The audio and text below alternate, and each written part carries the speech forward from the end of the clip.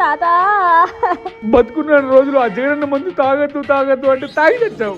అరే ఇప్పుడు నిజంగానే చచ్చిపోయాడు రా.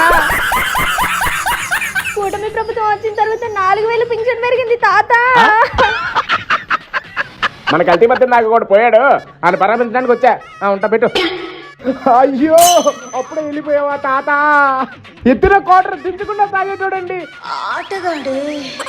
ఇంతకీ ఎలా పోయాడని చెప్దాం అనుకుంటున్నారు? ఎలా చెప్తాం? మీరు అమ్మిన కల్తీ మద్యం వల్లే చచ్చిపోయాడని చెప్తాం. ఏంటి నాటకాలు ఆడుతున్నావా? మా జగనన్న మంది తాగి చచ్చిపోయాడని మా జగనానికి బ్యాట్ నేమ్ తెస్తావా? ఇదిగో ఈ మొదల ప్రాణానికి ఇది చాలే. ఇదిగో నువ్వు మంది తీసుకో. రే ఇత్తాగేరా చచ్చాను, తీసే తీసే తీసే. ఈ విషయం కనుక బయటకు వచ్చిందనుకో మన జగనన్న గురించి తెలుసుగా, రప్ప రప్పనే.